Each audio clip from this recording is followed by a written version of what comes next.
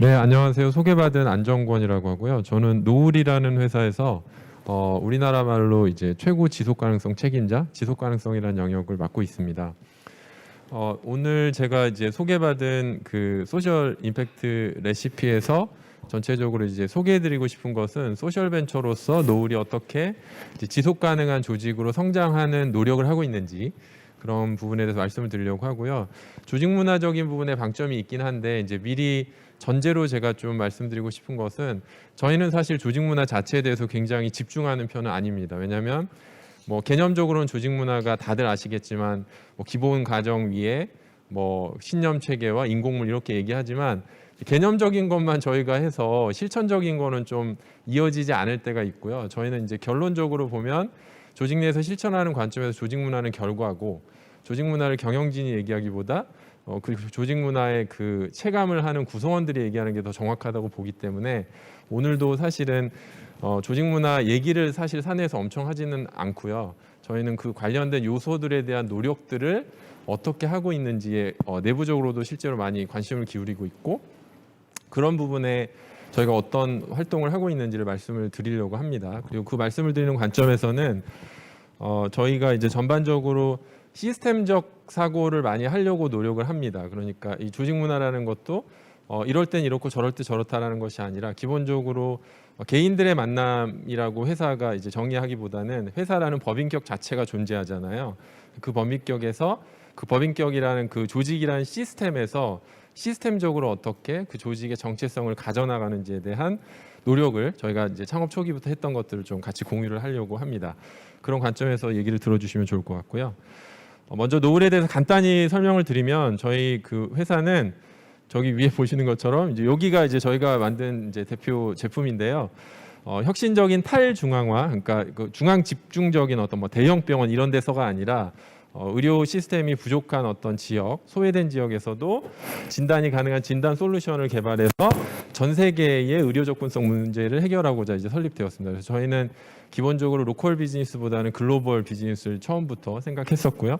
저희 제품은 여기 보시는 것처럼 이제 실험실 또는 이제 전문가라든지 테크니션 등 진단 인프라가 부족한 그런 인프라가 부족한 지역과 상황에서도 그런 인프라가 갖춰져 있는 것만큼의 높은 진단 정확도를 가지고 질병을 진단하는 그런 진단 검사 플랫폼을 만들었고요. 이름은 이제 마이랩이라고 합니다. 이런 제품을 저희가 만들어서 지금 글로벌 비즈니스를 이제 막 시작하는 단계이고요. 네. 네, 먼저 저희는 이제 회사가 소개를 할 때 미션과 지속 가능성 철학에 대해서 굉장히 좀 강조를 많이 하는 회사입니다. 그래서 저희 미션을 먼저 말씀을 드리면, 저희가 이제 미션은 아까 이제 저희가 그 바이오 쪽이다 보니까 인류의 건강과 생명을 위협하는 도전적인 문제들을 탐구하고 거기에 대해서 새로운 해결 방법을 찾고 그 가능성을 실현한다 이렇게 적혀 있는데 이 미션이 사실은 저희는 굉장히 내부에 소위 내재화라고 하죠. 내재화를 위해서 굉장히 많이 노력하고 여기저기에 많이 영향을 미치도록 저희가 시스템적으로 계속 만들어 나가고 있는 단계입니다. 그래서 그거를 위해서는 저희가 이 문구 자체에서 건강과 위협이라는 그 범주 그리고 도전적인 문제가 어떤 문제냐라는 거에 대해서 저희가 굉장히 심도 있는 논의를 통해서 이미 정의가 내부에는 다 돼 있고요. 이런 게 도전적인 문제. 그래서 도전적이지 않거나 아니면 소위 레드오션인데 수익성만 좋은 그런 곳들은 저희가 굳이 그 경쟁에 치열하게 들어가지 않고 저희는 이제 소위 말하는 뭐 비즈니스적으로 보면 블루오션이라고 할 수 있고 아니면은 굉장히 일반적인 기업들이 좀 들어가기 어려운 도전적인 상황에 대해서 저희가 여기 뒤에 있는 것처럼 새로운 해결 방법을 찾는 거가 저희의 DNA가 돼야 된다라는 관점에서 이렇게 미션을 정해서 진행을 하고 있습니다. 그리고 네. 다시 가면 이게 이제 회사의 미션이 보통 회사의 존재 이유잖아요. 그래서 저희가 존재 이유는 이렇게 미션으로 잡았고 그러면 존재의 방식이 따로 있는데 미션을 가지고 나아가는 데 있어서 우리는 방식으로는 어떤 존재의 방식을 가져갈 거냐 해서 저희는 이제 창업 초기부터 지속 가능성이라는 거를 저희의 경영 철학으로 삼았습니다. 그래서 여기 있는 거는 이제 저 홈페이지에도 나와 있는 건데 기본적으로 저희가 전체적으로 뭐 경영진도 굉장히 지속 가능성 철학을 중심으로 전사적인 경영을 하려고 하고요. 여기 뭐 다 아시겠지만 서스테너빌리티라는 말이 그 경제, 사회, 환경 전반적인 걸 같이 그 고려하면서 그런 그 영역에 대해서 뭐 책임 있는 모습과 가치를 창출하면서 성장하는 그런 경영인데 저희는 이제 요거를 처음부터 열심히 좀 시행을 하고 있습니다. 그래서 이런 노력이 어떻게 되는 건지를 좀 구체적으로 말씀을 드리는데 처음으로 이제 저희가 미션과 존재의 이유와 네, 계속 진행하겠습니다. 미션이라는 존재의 이유와 지속가능성 철학이라는 존재의 방식을 어떻게 회사 내에 내재화를 시킬까라고 할 때 저희가 처음부터 굉장히 중점적으로 삼은 3가지 정도가 있습니다. 그게 여기에 이제 보여드리는 건데요. 첫 번째는 진정성 추구가 무엇보다 중요하다라는 게 한 가지 저희의 중점이었고요. 두 번째는 통합적 관점을 가져가야 된다였습니다. 그리고 세 번째는 단계적인 접근을 해야 된다. 우리가 스타트업에서부터 시작하기 때문에 각각에 대해서 간단히 좀 설명을 드리면 먼저 진정성 추구는 저희가 얘기하는 이제 진정성은 이제 아까 말했듯이 저희는 그 기업을 시스템으로 보거든요. 그러니까 물론 시스템 안에 이제 형성돼 있고 사람들이 모여 있으면 거기 조직 문화라는 게 있지만 결국은 저희가 얘기할 때 저 기업은 진정성이 있어라고 한다면 그 시스템으로서 그 조직의 정체성 전체를 형성하고 있는 것들이 이거는 이제 왼쪽에 있는 건 제가 만든 건데요. 노을에 그 합류하기 전에 이제 여러 기업들을 개인적으로 좀 도와주면서 어떤 조직 문화라든지 미션이라든지 소셜 사회적 임팩트를 추구하는데 왜 이게 잘 안 될까라는 고민을 하다가 사실은 시스템적인 접근이 굉장히 어떤 면에서는 제가 말씀드리는 것처럼 유효하고 굉장히 중요할 수 있는데 그 접근이 잘 안 되는 것 같아서 시스템적인 접근을 이제 제가 노을에서 있으면서는 해보자라고 해서 그 시스템적인 접근을 하기 위한 요소들을 제가 한번 정리를 해봤었습니다. 그래서 저희는 개인적으로 만든 거라 신빙성이 높은 건 아닌데 저희는 이렇게 만들어서 요 기반으로 지금 회사를 계속 성장시켜 나가고 있고요. 그래서 저희가 말하는 거는 나는 진정성이 있어 말로만 하는 게 아니라 임팩트 리포트에서만 나는 진정성이 있어요라고 얘기하거나 홈페이지에서만 얘기하는 게 아니라 저희가 기본적으로 진짜 진정성이 있으려면 저 여러 가지 조합들이 모여 있는 조직이라는 시스템에서의 진정성, 그러니까 시스템적인 진정성을 추구해야 된다라고 해서 이제 초기부터 저희가 저렇게 가고 있습니다. 그래서 시스템이라고 하면 이제 가장 가운데 미션, 가치, 철학이 있어야 되고 그 위에는 이제 조직적인 측면에서는 조직의 시스템과 체계 그리고 여기서 이제 결과물로서의 어떤 조직 문화, 그 다음에 사업에 있어서는 당연히 수익 모델이 기업이니까 잘 형성이 돼야 되고 갖춰져야 되고 그 다음에 이제 소셜 벤처이기 때문에 임팩트 모델이 같이 굉장히 잘 갖춰져야 된다. 그리고 사람 부분에 있어서는 구성원 전체가 어떻게 하면 탁월할까. 동시에 리더십은 그 구성원들이 원하는 모습의 리더십을 어떻게 탁월한 모습을 보여줄 수 있을까. 이런 것들에 뭔가 굉장히 잘 이렇게 믹스된 어떤 것들이 시스템적인 진정성이 아닐까. 저희가 이제 그렇게 고민을 해 나왔습니다. 해 가고 있습니다. 두 번째는 통합적 관점인데요. 이거는 아마 소셜벤처에서 많이 경험을 하신 분들은 되게 공감을 같이 하실 거라 보는데 저도 똑같이 노을에서도 그렇고 이전에도 그렇고 또 여러 기업들이나 여러 조직들을 보면서 기본적으로 그 소셜 임팩트를 추구하는 조직인데 그 조직의 건강성이나 지속 가능성 요소를 놓치는 경우도 있고 또 말 그대로 지속 가능성에 대한 부분을 추구하는데 비즈니스에까지 통합적으로 사회적 가치를 추구하지 못하는 어떤 모델을 갖추지 못한 경우도 있고 저희는 초기부터 미션을 되게 분명하게 하면서 또 존재의 방식에선 지속 가능성을 추구하기 때문에 통합적인 거를 해야 된다라고 이제 내부에서 논의를 했었습니다. 그래서 소셜 임팩트라고 하면 그 비즈니스를 통해서 창출하는 가치가 사회적 가치여야 하고 그 다음에 그거와 전혀 별개로 그 조직을 운영하거나 경영하는 그 방식 자체가 ESG의 요소, 요즘에 얘기하면 저희는 지속 가능성이라고 하는데 지속 가능성의 요소들이 나중에 회사가 커진다면 공급망까지 포함해서 책임 있는 경영 관행을 가져가야 되겠다. 사실은 이게 전혀 별개의 영역인데 저희는 하나의 노을이라는 조직 안에서 이 교집합들을 점점 크게 만들어가서 비즈니스적으로 임팩트를 창출하면서도 그 조직의 운영에 있어서도 뭔가 책임 있는 조직 운영이 되게끔 하고 이해관계자 전체를 고려하는 조직이 되게끔 하는 거를 이제 되게 중요한 어떤 포인트로 저희가 고민을 초기부터 했었고요. 세 번째는 이제 단계적 접근입니다. 그러니까 앞에 첫 번째, 두 번째 저희가 중점으로 삼았던 것들을 스타트업에서부터 몇 명 되지도 않았을 때부터 그걸 다 할 수 없다라는 거는 또 굉장히 현실적인 인식이어서 요거는 저희가 만든 건 아니고 그 상공회의소에서 낸 자료인데요. ESG 관련된 게 이제 워낙 붐이 일다 보니까 작년에 ESG의 중소기업이 실행을 하려면 어떻게 해야 될지에 대해서도 비슷한 관점입니다. 그러니까 대기업들은 자원도 많고 책임도 그만큼 크기 때문에 전반적으로 국제 표준에서 요구하는 것들을 다 가급적 다 지켜야 하지만 중소기업, 특히 뭐 저희도 완전 뭐 몇 명 안 되는 스타트업에서 시작했기 때문에 스타트업이나 중소기업들은 저런 부분들을 지향하긴 하지만 저걸 지금부터 다 해야 되는 건가?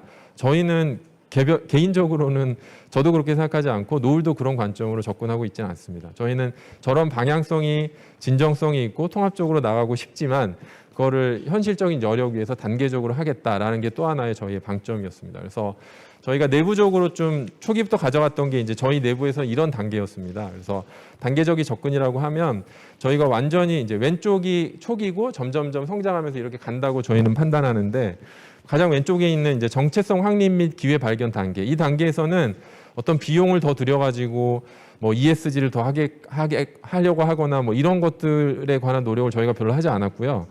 초기에는 미션과 가치와 철학에 대해서 그때는 시간과 마음만 있으면 되는 거니까 경영진부터 시간과 마음을 가지고 미션, 가치, 철학을 계속해서 정의하는. 그래서 아까 보셨던 그 미션이 아직까지 창업 초기부터 바뀌지 않는 미션인데 창업 초기에 경영진이 같이 모여서 치열하게 몇 주 동안 논의하고 구성원이 같이 나누고 또 논의하고 그렇게 해서 이제 우리 모두의 미션으로 정해서 아직까지 바뀌지 않는 거고요.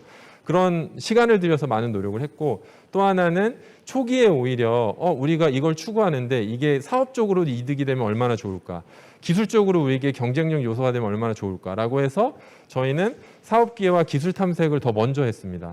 그래서 저희는 이게 스타트업 초기에 할 수 있는 진정성 있게 가는 되게 좋은 방향이라고 생각했고 이 단계에 저희는 거의 비용이 들지 않았습니다. 당연히 비용을 뭐 많이 할 생각도 없었고 그럴 여력도 없었고요. 근데 이제 저희가 2015년 12월에 창업을 했는데 그 뒤로 조금씩 이제 시간이 지나면서 뭐 펀드도 받고 조직도 좀 커지고 하면서 그 다음 단계로 어느 순간부터 넘어갔던 것 같습니다. 그 다음 단계는 저 미션 가치 철학 이런 그 기본 뿌리가 있는 데서 그 위에서 뭔가 아주 구체적인 어떤 프로그램은 아니지만 근본적으로 정책이나 시스템적인 거, 그 다음에 문화적인 것들을 고민을 좀 했던 것 같습니다. 그래서 그런 부분에서는 뭐 그냥 한 페이지도 안 되는 실행 원칙 같은 정도, 그리고 어떤 뭐 각각의 요소에 대해서 우리가 이런 건 이렇게 하자 이런 것들을 좀 많이 고민을 했었고요. 이 단계에서는 이제 조직 문화적으로도 우리가 어떻게 지향점을 가져갈지에 대한 고민은 같이 했었던 것 같습니다. 다만 거기서 우리가 뭐 이것도 하고 저것도 하고 이런 것들도 너무 여러 개는 못하기 때문에 저희가 할 수 있는 것만 했었고요. 다만 방향성을 좀 명확하게 가져갔던 것 같고요.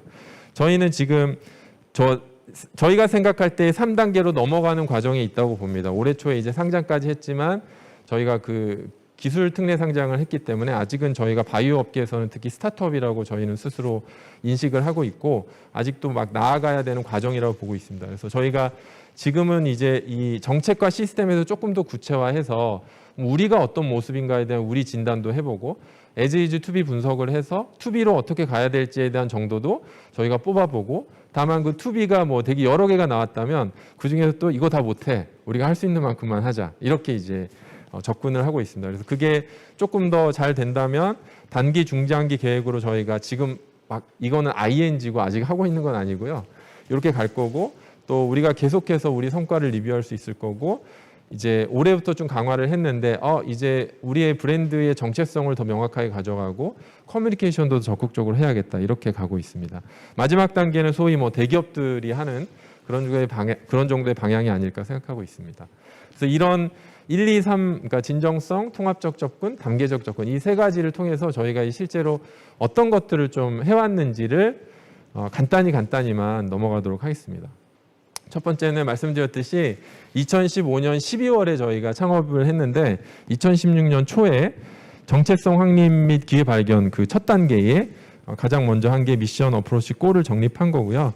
보여드렸던 이런 미션들을 몇 주간의 논의를 거쳐서 저희가 했고 이 미션들을 어떻게 적용하면 좋을까라는 이제 고민들도 많이 했습니다. 그래서 그게 2016년부터 저 작업을 했고요.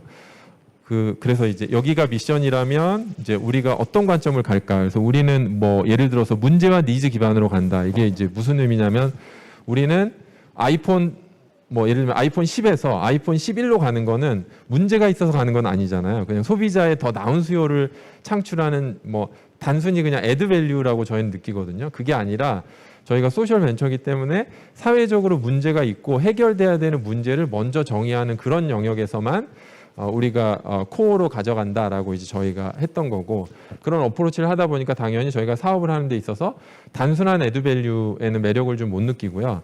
이런 문제가 있어? 저런 문제가 있어? 이런 것들을 좀 많이 이런 접근법에 따라서 했던 것 같습니다. 저희가 되게 재밌었던 사례가 재작년 정도에 어떤 똑같은 사업 아이템인데 그걸 처음에는 이제 리서치를 안 해보고 이거 하면 좋지 않을까라고 했다가 이게 무슨 의미야? 이게 무슨 문제가 있어? 라고 이제 경영진 사이에 문제가 잘 안 느껴져서 이건 그럼 하면 안 되겠다. 저희가 이제 드랍을 했는데 한 6개월 정도 후에 어쩌다가 논문이나 리서치를 하다가 이 똑같은 아이템에서 글로벌리 굉장히 많은 문제가 있다는 걸 저희가 알았습니다. 이렇게 정확도가 생각보다 떨어져? 이것 때문에 이런 사고도 일어나?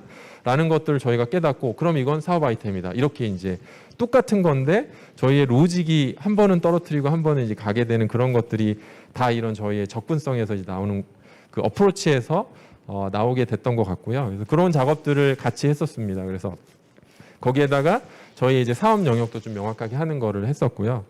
그래서 초기에 이제 이런 노력들을 좀 시간을 많이 들여서 비용은 별로 안 들이고 많이 했었고, 두 번째로 말씀드렸던 이제 기술 개발, 초기의 기술 개발이 다 여기 이 시기에 나왔습니다. 그래서 저희가 지금 갖고 있는 원천 특허라든지 이런 것들도 오히려 초반에 저희가 이런 미션을 갖고 이런 지속 가능성 가치를 어떻게 하면 사업적으로 더 이득이 되고 더 경쟁력을 끌어올리는 방안으로 할까 하다가 구성원들도 되게 참여적으로 여러 가지 그 노력을 해주시고 이제 뭐 초기에 창업 멤버들도 굉장히 혁신적인 아이디어를 하셔서 왼쪽에 있는 게 뭐 경영진 중심으로 처음에 개발한 기술이고요. 오른쪽에 있는 게 구성원들이 자발적으로 우리 회사가 지속 가능성을 추구하는 회사인데 이런 거 바꿔야 되는 거 아니야? 라고 해서 구성원들이 자발적으로 창업 초기에 얘기를 해서 개발해서 이제 완료된 기술입니다. 그래서 오히려 초기에는 이런 기술이 있다 보니까 저희가 사실은 이제 벤처 투자를 받을 때 저희가 임팩트 투자자는 들어와 계시지 않은 상태지만 저희가 추구하는 지속 가능성이나 임팩트가 전체적으로 사업에도 도움이 된다라는 어필을 이렇게 이제 통합적으로 관점으로 가다 보니까 저희가 잘 할 수 있었던 것 같고요. 그래서 이런 것들이 초기에 좀 많이 세팅이 되고 오히려 회사에 도움이 될 만한 것들 많이 개발했었습니다. 그리고 이제 뭔가 거버넌스나 이제 정책을 조직을 갖춰 나가는 측면에서는 이제 2017년에 그 전에는 제가 계속 경영 자문을 저희 창업자 분들께 해드리고 있었고 2017년 2월부터 이제 본격적으로 합류를 하게 됐고요. 그래서 저희가 거버넌스 자체를 그 최고 경영진의 지속 가능성만을 책임지는. 근데 저희가 지속 가능성 영역이 넓긴 해서 뭐 사업, 조직, 인사, 회계 뭐 다 관여를 하긴 합니다. 근데 어쨌거나 그 CSO가 포함된 이사회 구성을 해서 전사의 최고 경영진 레벨에서 전사 경영 이슈로 지속 가능성이 다뤄지고 임팩트가 다뤄지게끔 하는 거를 이제 저희가 거버넌스적으로 그렇게 했고요. 이렇게 제가 이제 요 이사회 멤버로 들어간 이후에는 아직까지 바뀐 적이 없습니다. 그래서 외부에서 좀 특이하게 여기시는 게 일반적으로 보면 CTO나 CFO가 뭐 이사회 멤버라거나 뭐 이렇게 최고 경영진 중에 그렇게 있는데 저희는 오히려 그 CEO와 그다음에 뭐 바이오 회사니까 과학, 그다음에 컴플라이언스를 중요하게 여기니까 리갈, 그다음에 뭐 CTO나 이런 쪽이 아니라 이제 서스테너빌리티가 등기 임원으로 돼 있는 좀 일반적으로 볼 때 좀 이상한 구조인데 저희가 볼 땐 저희가 지향하는 구조로 가고 있고요. 2018년에는 저희가 이제 시스템 구축하는 걸 본격적으로 하는 차원에서 회사의 정관을 이제 싹 좀 정리를 했습니다. 사회적 가치 관점에서. 그 전에는 저희가 표준 정관 그냥 사용했었는데 저희가 원래부터 이제 상장까지 고민했던 터라 상장을 하게 되면 이제 뭐 주주분들의 당연히 그 이익을 저희가 엄청 이제 열심히 해야 되겠지만 기본적으로 이해관계자 경영을 하고 있기 때문에 이해관계자 경영의 그런 부분들이 법적 효력이 있는 정관에까지 정확하게 잘 녹아들어 가져 있어야겠다라고 해서 저희가 이제 정관의 핵심 내용들을 이렇게 다 집어넣었고요. 이 내용들이 정관에 이제 그대로 반영이 돼 있습니다. 그래서 이 상태로 저희가 상장을 했습니다. 정관이 좀 사회적 목적이 되게 분명한 상태로 이런 것들을 저희가 시스템 구축 차원에서 했었고요. 또 하나가 저희가 비즈니스 접근법을 뭐 이게 뻔한 얘기 같지만 이 단계에 이제 비용도 적게 들지만 저희한테 굉장히 중요한 접근법을 이렇게 가져갔는데 지금도 이걸 활용하고 있습니다. 그래서 저희는 비즈니스 가치 창출이 높냐 낮냐뿐만이 아니라 비즈니스 그러니까 그 사업 로드맵을 정할 때 사회적 가치 창출이 높냐 낮냐를 같이 따집니다. 그래서 이 두 가지가 다 높은 데가 저희한테는 첫 번째 우선순위 블렌디드 밸류 영역이고요. 나머지 뭐 소셜 밸류에 조금 더 가 있지만 비즈니스적으로는 조금 안 그럴 수도 있고 또는 반대로 그럴 수 있는데 이 영역은 이제 전략적인 선택의 영역이라고 봅니다. 그리고 이제 두 개 다 낮은 영역은 저희가 굳이 들어갈 필요가 없는 영역이라고 판단하고요. 이런 비즈니스로 저희가 로드맵을 세우고 업데이트를 계속 해나가고 있습니다. 이런 관점에서 저희의 지금 뭐 다른 사업 영역도 있지만 저희의 계속 플래그십이고 저희가 가장 먼저 뜻을 가지고 개발했던 게 이제 말라리아 진단을 하는 솔루션을 가장 먼저 저희가 개발한 이유가 이런 비즈니스 접근법에 근거해서 저희가 결정을 해서 이제 나름의 어떤 그 신념을 가지고 지금까지 왔다고 보시면 될 것 같고요. 이게 이제 2017년에 이걸 만들어서 그때부터 적용하고 있는 거고요. 2020년에는 아예 이제 전사를 포괄하는 뭐 이름을 노을 서스테너빌리티 서클이라고 해서 회사의 지속 가능성 실행 체계를 만들었습니다. 이때부터는 저희가 지속 가능성 매니저도 생기고 저희가 조직적으로 조금 여력이 있어서 지속 가능성 쪽에 좀 더 드라이브를 거는 거를 시작했고요. 그래서 지속 가능성 서클이라고 해서 저희가 이제 전사적으로 추구하는 거는 컴플라이언스, 그다음에 책임 있는 경영 관행, 그다음에 우리가 보통 임팩트라고 얘기하는 사회적 가치 창출, 이것들을 안에 있는 원에서부터 순차적으로 밖으로 나가는 순서가 저희가 생각하는 가장 바람직한 순서로 해서 이렇게 짰고요.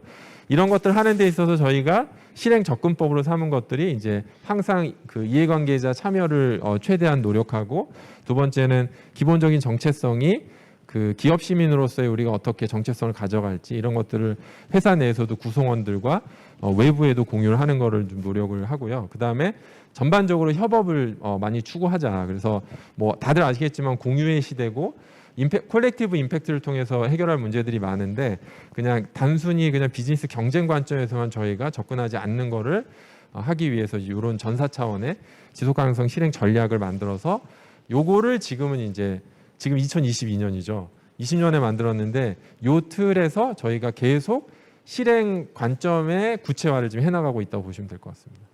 또 하나가 이제 지속 가능성 추진 조직을 이때 처음 만들었습니다. 20년에. 지금 다른 이제 능력을 인정받아서 다른 셀의 리더가 되시긴 했지만 처음 저희 노을의 지속 가능성 매니저로 들어와 계신 이제 저희 구성원분이 지금 여기에도 같이 계시는데 그 구성원하고 같이 지속 가능성 조직을 만들고 지속 가능성 조직의 미션과 롤을 저희가 아레나를 명확하게 해서 이때부터 조금 공식적으로 지속 가능성을 더 확산하는 노력을 했고요. 그다음에 21년에 처음으로 저희가 이제 소위 이제 여러분들이 느낄 때는 임팩트 리포트인데 저희는 이제 사회성과 보고서 또는 올해는 지속 가능성 보고서라고 하는 이유가 전반적으로 임팩트 리포트에서는 지속 가능성이 국제 표준에서 얘기하는 균형성 원칙이 잘 지켜지지 않는 측면이 있거든요. 좋은 얘기들 중심으로만 하게 되는데 지속 가능성 보고서에서는 국제 표준에서 워낙 그런 것들을 그 좋은 얘기만 하는 보고서는 쓸데없고 회사에 대해서 균형 있는 정보를 알려달라라는 관점이 있기 때문에 저희는 이제 그런 관점으로 저희 하고 있고요. 그래서 지속 가능성 보고서를 이제 올해도 아마 6월 중순에 나오게 될 것 같습니다. 네, 그래서 시간이 없어서 좀 빨리 넘어가면 뭐 실행력 강화 측면에서는 저희가 이제 교육도 원래는 비정기 교육으로 간단히 하다가 작년부터 실습을 포함하고 실습에서 나온 결과를 실제 경영에 반영하는 정기 필수 교육도 좀 저희가 만들었고요. 요거는 그냥 넘어가겠습니다. 이게 우리 게 아닌데 저희가 이제 지속 가능성 자가 진단하는 것도 만들었다. 네, 그렇게 말씀을 드릴 수 있어요. 그래서 저희가 전체적으로 지속적인 개선을 위해서 노력을 하고 있습니다. 그래서 마지막인데 저희가 이제 이거를 그냥 하는 건 아니고 어떤 기대를 하고 이제 하는 건데요. 그 노력들이 임계점을 넘다 보니까 구성원 관점에서 주주 투자자, 외부 이해관계자 관점에서 이런 성과들을 저희가 좀 누리고 있습니다. 그래서 이런 결과들이 진짜 나타나는구나라는 걸 저희가 하고 있고 조직 문화에서도 가치와 존중이 담긴 조직 문화가 저희가 조금 더 이렇게 그렇게 나아가고 있지 않나 싶습니다. 마지막으로 혹시 이제 발표를 들으시고 저거를 왜 저렇게까지 하지 또는 왜 저렇게 굉장히 에너지가 많이 들 것 같은데라는 생각이 드시는데 저희가 그런 질문을 받는데 간단히 답변을 드리면 저희가 스타트업이라서 그렇습니다. 그러니까 오히려 반대로 스타트업이라서 그렇다 말씀드린 이유는 대기업이면 그냥 어느 정도 진정성이 없어도 돈 투자하고 해서 성과가 안 나와도 뭐 기술 개발이라든지 조직의 정말 실제적인 조직의 역량 강화라든지 이런 성과가 안 나와도 그냥 괜찮거든요. 근데 스타트업은 자원이 워낙 아깝기 때문에 한정된 자원을 지속 가능성의 미션에 투입했다라는 거는 그걸로 반드시 경쟁력이든 조직의 어떤 역량이든 아니면 비즈니스적인 혁신이든 이런 것들을 끄집어내야 되기 때문에 저희가 이렇게까지, 그러니까 안 할 거면 아예 안 하고 할 거면 이렇게까지 해야 되기 때문에 저희는 스타트업 때부터 이렇게 한 거고요. 두 번째는 저희가 생각할 땐 지속 가능한 조직 문화는 인사 이슈가 아니라 전사 경영 이슈라고 저희는 판단합니다. 그래서 이게 경영 이슈로 받아들일 때와 특히 CEO가 경영 이슈로 받아들일 때와 그냥 어떤 부서의 이슈로 받아들일 때는 되게 느낌이 다른데 저희는 이거를 초기부터 경영 이슈로 받아들이다 보니까 그 밸런스를 좀 잡아 나가는 데 있어서는 길을 좀 찾을 수 있지 않나 이런 노력들을 좀 해 나가고 있고요. 지금 시점에서는 조금 더 열심히 해보면 더 좋은 결과가 있지 않을까라는 기대가 조금 이제 체감하게 되는 그런 상황이라고 말씀드릴 수 있을 것 같습니다. 좀 길어졌는데 네, 여기 이 정도로 마치도록 하겠습니다. 감사합니다.